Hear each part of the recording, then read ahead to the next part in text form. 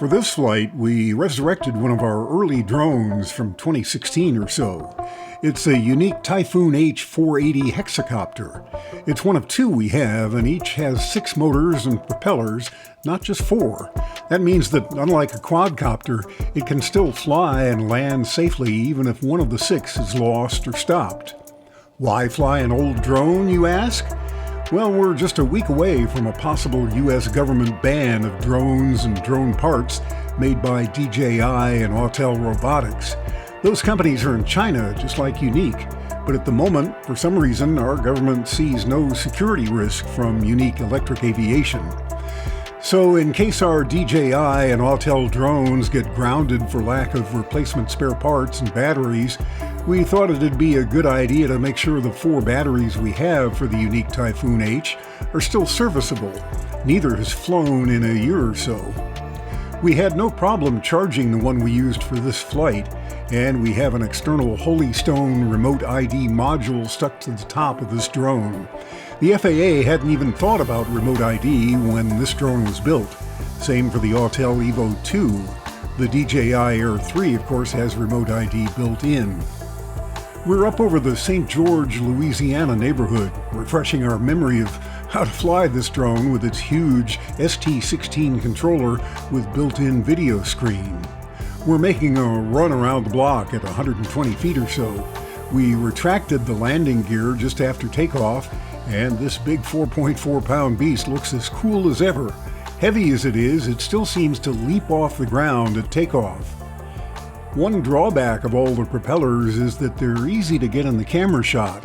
We have to tilt the camera down enough to keep that from happening, especially when braking from high speed. And the sun shining through the props can make annoying shadows. Smart mode is also headless, which means the right joystick doesn't care which way the drone is pointed. If we face the drone and pull back on the right stick, the drone will come closer to us no matter which way it's pointed. Push the stick forward and the drone will move further away. Right stick and left stick work the same way. The Typhoon H has follow me and watch me modes as a part of its smart mode. The 360-degree rotating camera gimbal, which hangs below the drone body, can be pointed independently from the drone heading, but you have to keep the gear retracted to keep it out of the shot. The Typhoon H has a pretty snazzy obstacle avoidance system built in as well.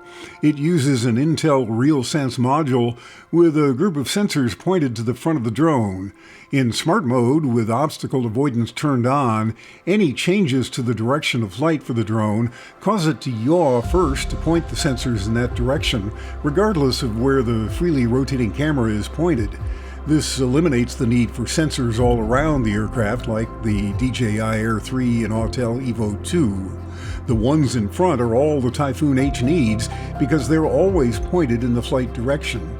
Meanwhile, the Intel RealSense is always memorizing the location of obstacles around the drone, just as the newest DJI drones do.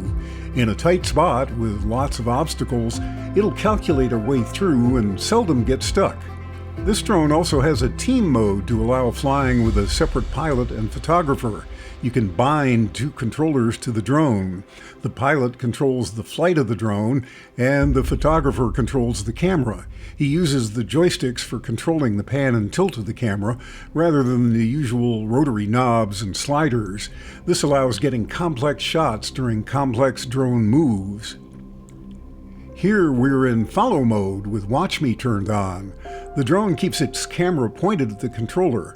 When we go behind a tree or other obstacle, it doesn't care. It can still follow the controller, which continually reports its own GPS coordinates as we move with it. DJI and Autel drones must be able to see and identify the subject for following, but not the Typhoon H. Had we gone behind those low tree branches, both the DJI and Autel drones would likely have lost us. Waypoints are also a feature of the Typhoon H.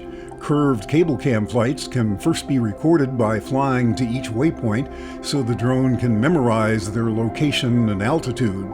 The controller plots smooth 3D Bezier curved paths from waypoint to waypoint. Or the waypoints can be planned offline with third-party software and uploaded to the controller before flight.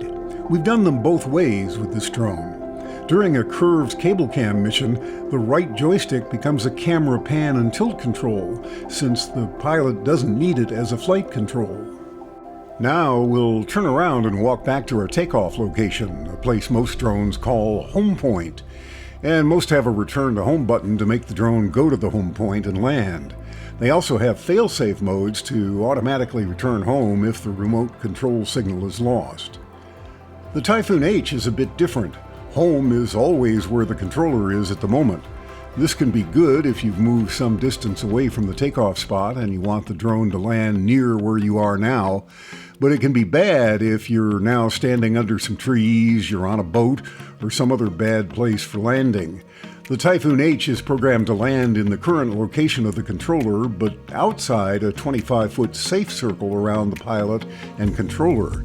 If obstacle avoidance, or OBS, is on, it'll descend and hover at a safe altitude.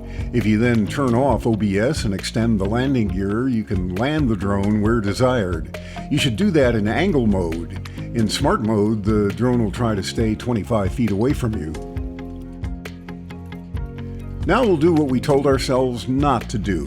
Lower the landing gear before switching out of smart mode and into angle mode or home mode so the camera will point in the same direction as the nose of the aircraft. There's the landing gear right in the middle of the shot. Well, that's nothing we can't fix with a little practice. We'll switch to home mode. The H will fly near the controller and then turn to face away from it so the pilot won't get confused when he moves the right joystick left or right.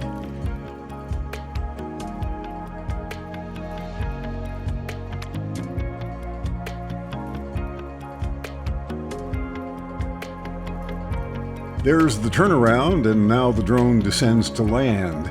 We lower the gear and switch from home to angle mode so we can land manually.